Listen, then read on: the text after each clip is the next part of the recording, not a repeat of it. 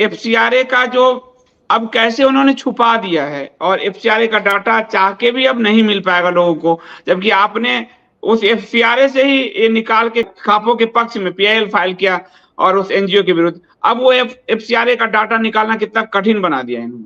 बिल्कुल, उस वक्त तो अब जैसे मैंने तुरंत इसका निकाल लिया कि इसको कितना पैसा मिला शक्ति वाहिनी का, है ना, पर अब नहीं मिल रहा। एफसीआरए का कानून किसी जमाने में फिर थोड़ी बहुत अकाउंटेबिलिटी की संभावना रखता था, हालांकि प्रैक्टिकल नहीं था, क्योंकि इतने भ्रष्ट हैं एफसीआरए डिपार्टमेंट के लोग कि वो उन पे चढ़ावा दे दो तो वो कुछ भी अलाउ कर देते थे। परंतु कम से कम हमें डेटा तो मिल जाता था। इंदिरा जयसिंह को कितने करोड़ मिले वो मैंने मेरी किताब कथुआ वाली किताब में लिखा है, किस साल में कितने करोड़, किस साल में कितने करोड़। तो इसी छोटे से दौरान में कम से कम 36-37 करोड़ तो इंदिरा जयसिंह अकेली को ओवर द टेबल मिले हैं। अंडर द टेबल कितने मिले हैं उसकी कोई गिनती नहीं। फिर उसके अलावा जो विदेशों में जाके ये लेक्चर्स देते हैं और बड़े पैसे कमाते हैं, इनको हवाला से बहुत कुछ मिलता है। अब आज के दिन एफसीआरए का डेटा ही अवेलेबल नहीं होम मिनिस्ट्री की वेबसाइट पे, इन्होंने बंद ही कर दिया। तो इसका मतलब आप छुपाना चाहते हैं, और छुपाना इसलिए भी चाहते हैं कि आपको बहुत सब पैसा बाहर से आ रहा है, जो पीएम फंड में भी लगता है, करोड़ों अरबों रुपया आया। पीएम केयर फंड में दीदी मैंने उसका वो निकाला है, बैलेंस शीट निकाला है। पीएम केयर फंड में अथाह पैसा विदेश से आया है, और ये पैसा कहाँ जा रहा है? कोर्ट, दिल्ली हाई कोर्ट को भारत की सरकार ने कहा कि मैं किसी भी रूप से इसकी जानकारी उपलब्ध नहीं कराऊंगा, मतलब चाहे कितना इमरजेंसी कंडीशन हो तब भी जानकारी नहीं दूंगा। ये भारत की सरकार पहली बार विदेशी फंड से क्या कर रही है भारत की जनता के विरुद्ध, ये अब पता नहीं चलेगा लोगों को। और इंदिरा जयसिंह जैसे भी क्या कर रहे हैं ये भी पता नहीं चलेगा। और आप देख ही रही हैं कि उसमें बिल गेट्स के पैसे आ रहे हैं सीरम इंस्टीट्यूट में, और सीरम इंस्टीट्यूट भाजपा को इलेक्ट्रल बॉन्ड में पैसा दे रहा 52 करोड़ रुपए। पैसे ऐसे रूट हो रहे हैं। बिल्कुल, ये साफ साफ देशद्रोह जैसी स्थिति है कि विदेशी फंडिंग लिया जा रहा है, पार्टी के फंड में विदेशी फंडिंग लिया जा रहा है। और इसके लिए इन्होंने एफसीआरए में 16-18 में 2 संशोधन कर दिए हैं, जिसके कारण एफसीआरए यानी विदेशी फंडिंग राजनीति में आना बहुत आसान हो गया है। और इनके शासन में करीब 2 लाख करोड़ की विदेशी फंडिंग आई है, 2 लाख करोड़। बिल्कुल, मतलब इससे बड़ा भारत को डिस्ट्रॉय करने वाला गवर्नमेंट नहीं आया। मैं ये देख रहा हूं पूरी तरह से भारत को डिस्ट्रॉय कर दिया। नेहरू ने कोई कम नहीं किया था, और वो गांधी ने कोई कम नहीं किया था, ये उसी की लीग में खड़े हो गए, उसी कतार में। हम इनसे ये ना कहें कि इससे बड़ा कोई नहीं, क्योंकि अगर उन्होंने वो नुकसान न किए होते, पार्टीशन के बाद हमारा ये बदहाली न की होती, तो आज नरेंद्र मोदी जैसा व्यक्ति नहीं उभर सकता था। हिंदू इतना दयनीय हो गया कि एक फरेबी के साथ दिल लगा बैठा। मुझे पता क्या लगता है, इनकी जो अमेरिका की ट्रेनिंग रही है ना, ये पैकेजिंग करना खुद को सीख गए हैं। जैसे अमेरिका की क्या खासियत है, वो कचरा बेचता है, पेप्सी कोला। हाँ, पेप्सी कोला इज पॉइजन। अगर आप कंसिस्टेंटली पियो आपके लिए जहर है, पर वो ऐसी उसकी पैकेजिंग करेंगे कि आपको ऑर्गेज्मिक डिलाइट आ रही है। आपने स्विग लिया पेप्सी का, तो बस वो ही स्वर्गीय आनंद, या फिर आप मोटरसाइकिल में पहाड़ फांद लेंगे। ये पैकेजिंग अपनी वैसे ही करते हैं जैसे अमेरिका अपने कचरे की करता है। अब कमाल है, विदेश नीति में देखेंगे कि हमारे आसपास का जमीन खोता जा रहा है। हम एक पिद्दी सा देश मालदीव ने हमारे सैनिकों को निकाल दिया, और अब ऐसी मार्केटिंग कि विदेश में मोदी जी के कारण भारत को लोग जानता है। मैं तो सर पीट लेता हूँ ऐसे डायलॉग सुनकर। एक और बात अब वो मैं बताने वाली थी ना आपको, गवर्नेंस मॉडल का। ये सरकार वायदा था ना, न खाऊंगा न खाने दूंगा, और चरमरा रही है सरकार। नंबर 1, इससे पहले भी हम शायद कुछ तो बात कर सकें, सब कुछ पीएमओ करेगा। एक चपड़ासी की नौकरी भी करने की बिसात नहीं है किसी मिनिस्टर की अपॉइंटमेंट पीएमओ से आएगा। ये तो सक्सेसफुल हो ही नहीं सकता। इतनी तो सेंट्रलाइज गवर्नेंस इंदिरा गांधी ने भी नहीं चलाई थी। इतना बड़ा पीएमओ है कि सारी मिनिस्ट्रियां बंद कर दो तो अकेले उसकी मैन पावर शायद उतनी है। उसके अलावा अपने कॉलीग्स को ह्यूमिलिएट करना, उनका मनोबल पूरी तरह क्रश करना। पर एक और बात जो बड़ी इंपॉर्टेंट है कि ये सरकार क्यों चरमरा रही है एडमिनिस्ट्रेटिवली और क्यों भ्रष्टता बढ़ी है, वो इसलिए कि मोदी जी पहले दिन से ही मिशन मोड में काम करते हैं। अब जैसे मिशन मोड में गैस सिलेंडर देने हैं, अब इन्होंने ये नहीं सोचना मिशन मोड में पहुंचाने हैं तो पहुंचाएंगे, लेकिन उसके बाद वो अफोर्ड कर पाएंगे नहीं कर पाएंगे कोई परवाह नहीं।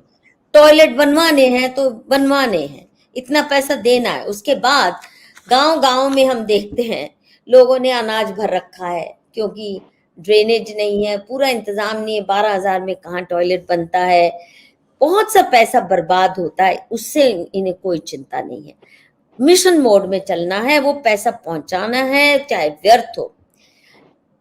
तो जो इनके मिनिस्टर्स हैं, जो इनके ब्यूरोक्रेट्स हैं, they always are in a state of brain fever.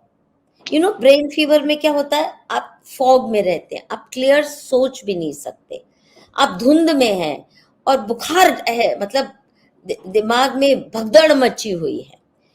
कोई भी इनका जो मिनिस्टर है जिसको, क्योंकि ये बच्चों की तरह, मतलब मॉनिटर की तरह, मॉनिटर भी नहीं, जिस स्कूल ए तो ऐसे ऐसे करके सबको टास्क देते हैं ना, ऐसे ये उंगली देख के I tell you it's so stupid, this is not how a prime minister. और एनीवे बोलते हैं तो बोलें जैसा मर्जी, डजंट मैटर।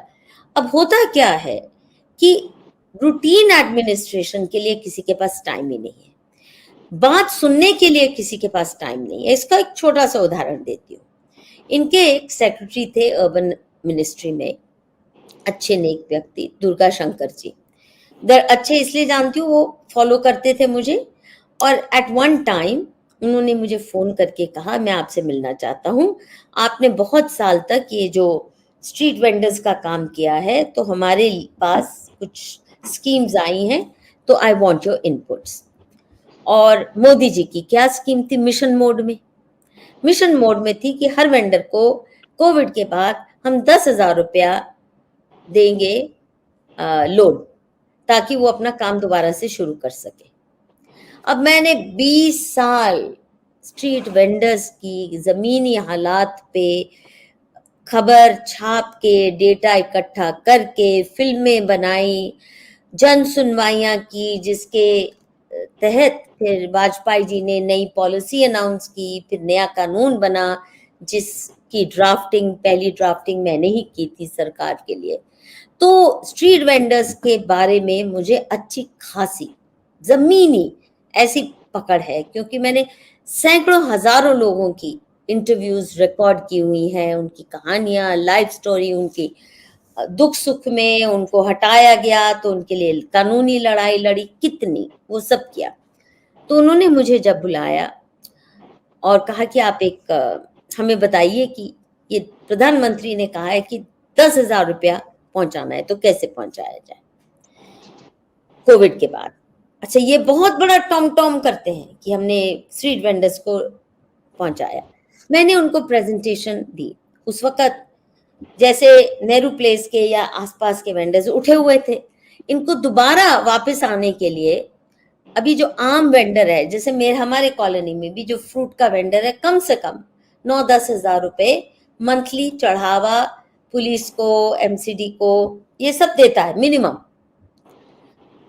तो मैंने प्रेजेंटेशन उनको दी, पीपीटी करके, वीडियोस के साथ, उदाहरण देते हुए मैंने कहा कि अभी सबसे बड़ी उनके लिए चुनौती है कि उनको वापस आने नहीं दिया जा रहा, उनसे पैसे मांगे जा रहे हैं लंप सम में बहुत सारे।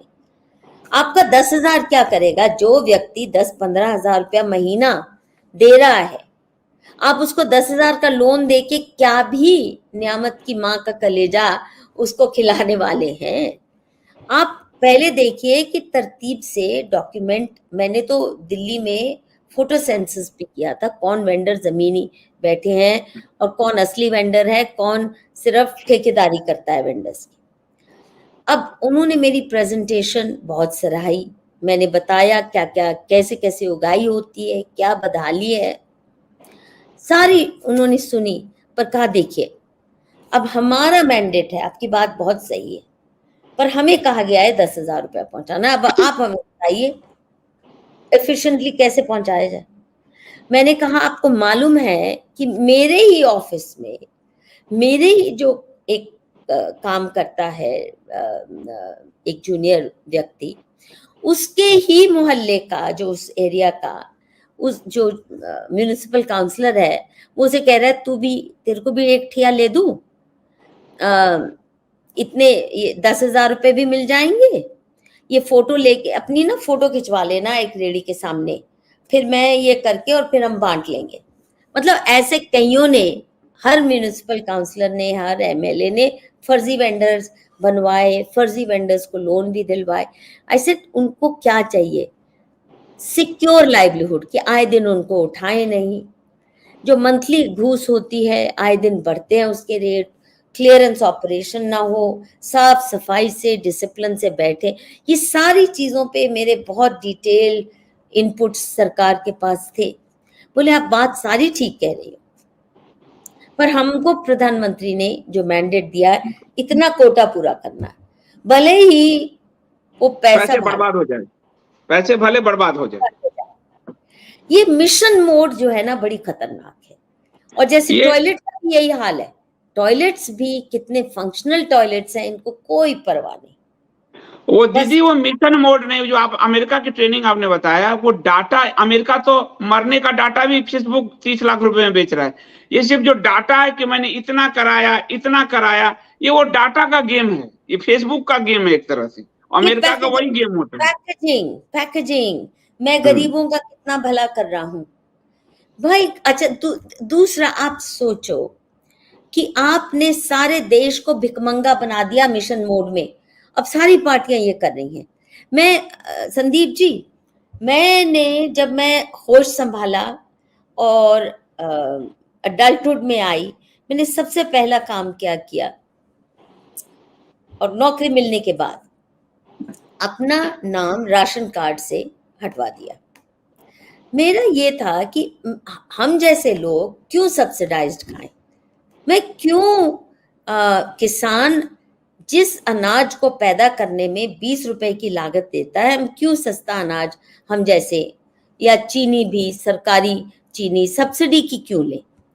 ये हमारे स्वाभिमान की बात होनी चाहिए। अब क्या है, हर महिला को 1,000 रुपए पॉकेट मनी, फ्री बस, ये फ्री मंगलसूत्र, मतलब सारे देश को, पेरेंट्स के लिए आपने हर एक के लिए वृद्ध पेंशन, अच्छे भले जिनके 2-2 3-3 कमाऊ बेटे हैं, माँ बाप गांव में बैठे हैं, तो अब सरकारी पेंशन, तो वो तो दान, मतलब क्या बोलते हैं दीदी वो 2.5 लाख करोड़ का जो कर्ज देश पे चढ़ाया है, देश को बर्बाद नहीं करेंगे, ऐसे नहीं करेंगे तो कैसे करेंगे? वो देश को बर्बाद करने के लिए वो आए हैं, भिखमंगा बना दिया।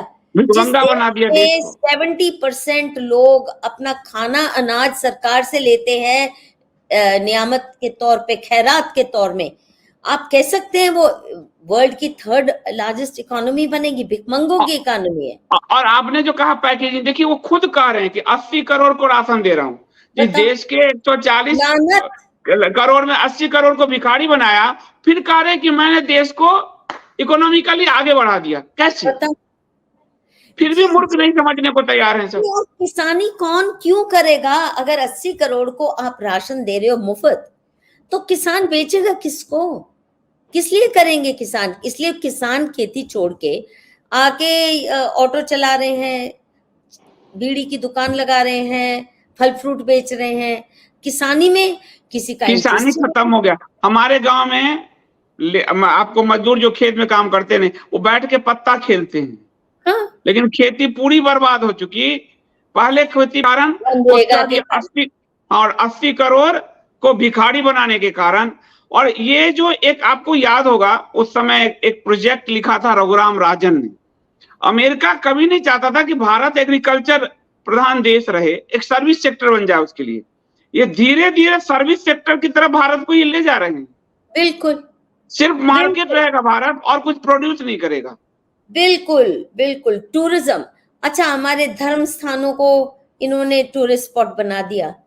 अब वहां पे सेक्स पार्लर्स भी आ जाएंगे, क्योंकि जहां भी इस तरह की बेतहाशा। दीदी बनारस में एक सेक्स पार्लर भाजपा का नेता ही चला रहा है। बताओ, पूरा वहां जल मतलब वहां वो अड्डा ही बना दिया गया। बनारस की पूरी औरा को खत्म कर दिया। जो तंत्र भूमि थी उसको भोग भूमि बनाकर रख दिया। और किसी मंदिर तोड़े होटल बनाने के लिए, होटल बनाने के लिए मंदिर तोड़े। और मंदिर के आगे शौचालय बना दिया। जो ये दिमाग में ये कहते थे कि दिवाली से पहले शौचालय, तो शौचालय बना दिया मंदिर के आगे। सही बात है। और हिंदू जिनको बनारस का ज्ञान नहीं, तंत्र का ज्ञान नहीं, वो हिंदू इन पर लट्टू हुआ फिर रहा है। तो असल में किसी भी देश में कहीं भी वो मूर्खों की एक बड़े झुंड से ही शासक ये सब कर पाता है, तो जो दिख रहा है। सही बात है। और ये मैंने बिल्कुल अब तो तय कर लिया है कि हम ये गलतफहमी में न रहें कि हम अपने देश की सरकार खुद चुनते हैं। ये सारा ग्लोबलिस्ट माफिया खेल खेल रहा है। और संदीप जी, मैं दोहराना चाहती हूँ, पिछले बार भी मैंने कहा था, देखिए कितना बढ़िया गेम प्लान है।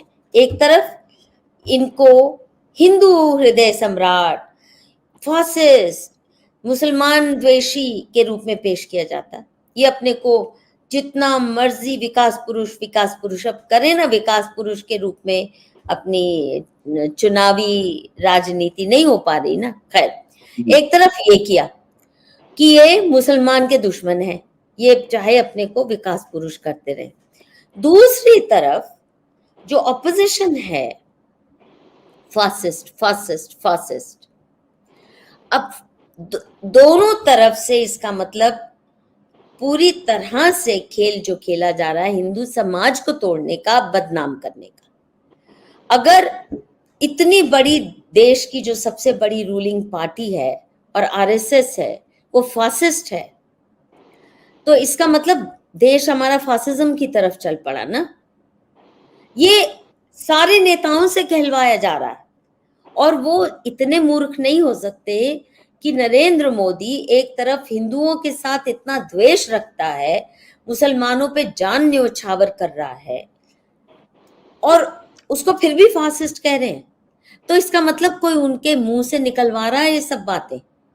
तो ये जो चाहे मोदी जी के मुंह से जो बातें सुनने को मिलती हैं, या ऑपोजिशन पार्टीज, या राहुल बाबा, या जो स्टालिन फालिन, ये सब स्क्रिप्टेड है। देश को तोड़ने और बदनाम करने की ओवरऑल इफेक्ट है हिंदू समाज पे प्रहार पे प्रहार पे प्रहार।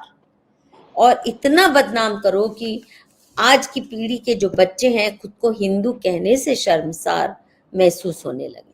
ये जो हालत इन्होंने कर दी है। सही बात है। और जिसके कारण हिंदू जब शर्मसार हो तो फिर वो धर्मांतरित हो जाए, सबके काम सद गए, हो गया काम।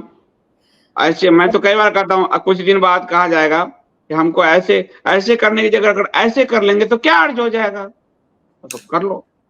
चंदन टीका लगाने से क्या होता है, टोपी पहन लो, क्या अर्ज हो जाएगा। वो तो कह ही चुके हैं, पूजा पद्धति अलग हो सकती है पर है तो हम सब एक ही डीएनए के। इनको ये भी नहीं, अच्छा नहीं पता, डीएनए तो किसी का भी मिल नहीं सकता। ये कितनी मूर्ख बात है। डीएनए तो सगे भाइयों का भी नहीं मिलता। जीन्स आपके कॉमन हो सकते हैं, जीन पूल। डीएनए तो तभी तो फिंगरप्रिंटिंग में इस्तेमाल होता है। डीएनए तो नहीं तो सबका होगा तो पता चला किसी को पकड़ के ले गया, यही हत्यारा है। ये भागवत, ये पूरा दीदी, ये पूरी थ्योरी इनकी वो जो मीटिंग ऑफ माइंड्स में अभी पढ़ भी रहा हूँ, ये बहुत एक गहरे ट्रबल में, गहरे ट्रैप में हिंदू फंसता जा रहा है। बहुत गहरा ट्रैप है, और इस ट्रैप को अभी से नहीं, औपनिवेशिक भारत के समय से प्रयास हो रहा है। प्रार्थना समाज, ब्रह्म समाज, ये वो, राजा राम मोहन राय, ये सब चलता रहा, गांधी, ये सब चलता रहा। अब उसका वो ये सबसे विस्तृत और बृहत रूप है। और मुझे लगता है कि अगर इस लड़ाई को हिंदू समझ गया तो ये शायद उसका आखिरी लड़ाई है, फिर कोई कॉलोनी में नहीं आ पाएगा। अगर नहीं समझा तो यही मरेगा वो। पर एक बात अच्छी है संदीप जी, इस सब का नतीजा जो अच्छा नतीजा है, देखो 10 साल पहले तक हम अधिक से अधिक हिंदू क्या बात कर रहे थे, इक्वल राइट्स फॉर हिंदूज, हमें बराबरी के तो हक दे दो, यही कह रहे थे ना। और अभी भी बहुत से लोग उसी पे प्लीज इक्वल राइट्स दे दो। इक्वल राइट्स का चार्टर भी बनाया नागेश्वर जी ने, कोई अच्छी बातें उन्होंने उसमें लिखी। लेकिन आज मेरे जैसा हिंदू भी अगर ये कहने को तैयार है नहीं, इक्वल राइट्स नहीं चलेंगे, इनके साथ सह अस्तित्व संभव नहीं, ये मोदी जी ने हमें उस कगार पर खड़ा कर दिया है जब हम पहचानने लगे, पहली बार शत्रुबोध का एहसास हो रहा है हमें खुलकर, कि जो लोग खुलकर कहते हैं कि तुम्हारा खात्मा निहित है 2047 तक, जो लोग खुलकर कहते हैं कि ये प्लांटिंग चर्चेस करनी है, हार्वेस्टिंग हिंदू सोल्स करने हैं क्रिश्चियनिटी के लिए, 21वीं शताब्दी में हिंदू नहीं बचेगा, हम इनके साथ कैसे सह अस्तित्व कर सकते हैं। और इसलिए अब हमें खुल के कहना पड़ेगा, जब ये पूछते हैं ना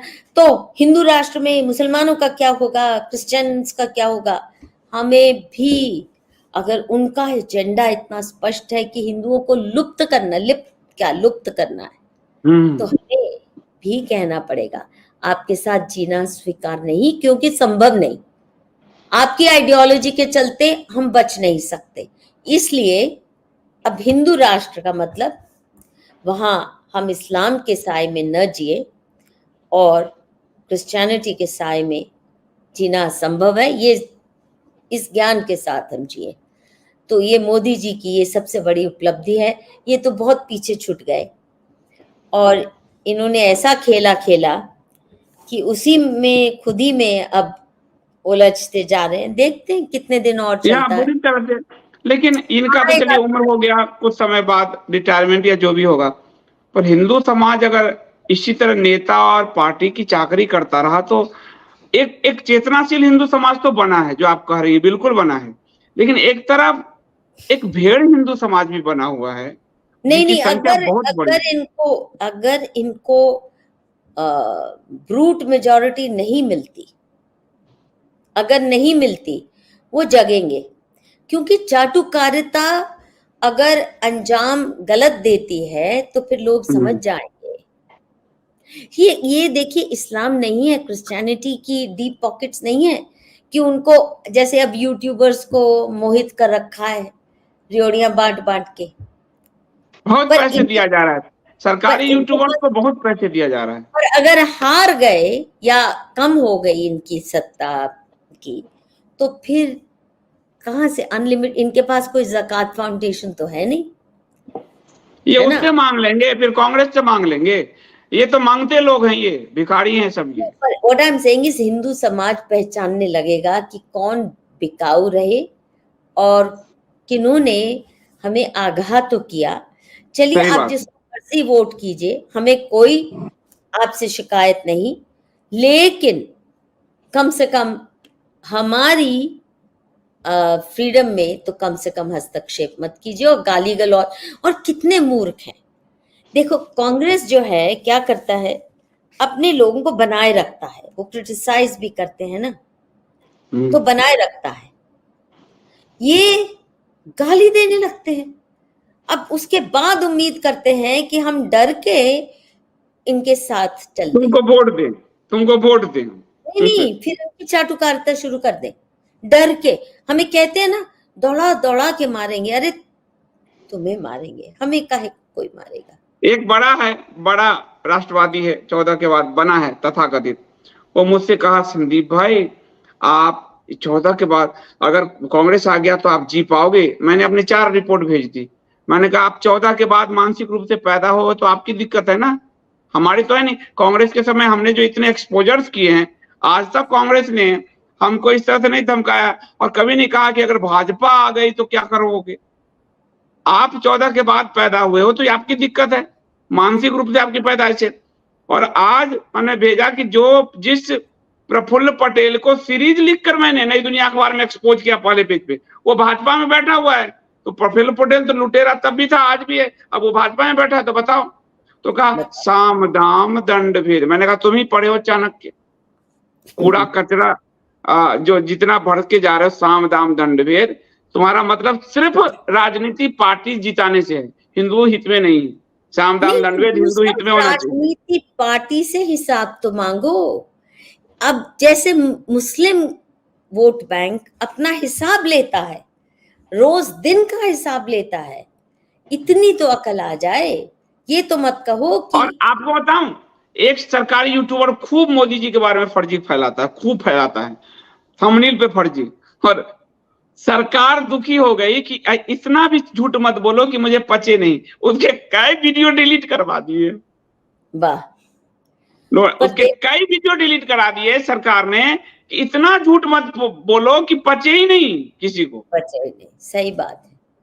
और ये कहते हैं ना कि कलयुग में एक ही धर्म है, खुद को बचा लो। आप दुनिया नहीं बदल सकते, खुद को कम से कम संभाल के रखो, खुद को गंदगी में मत लिप्त करो। बस एक ही आपके पास धर्म है, हम वही धर्म निभा रहे हैं कि कोई ये नहीं कह सके हमें कि आप बिक गए और आपकी कलम खरीद ली गई या आपकी आवाज में ताला किसी ने लगा दिया और आप गुणगान करने लगे उनका जिन्होंने इस देश और धर्म को बहुत नुकसान पहुंचाया।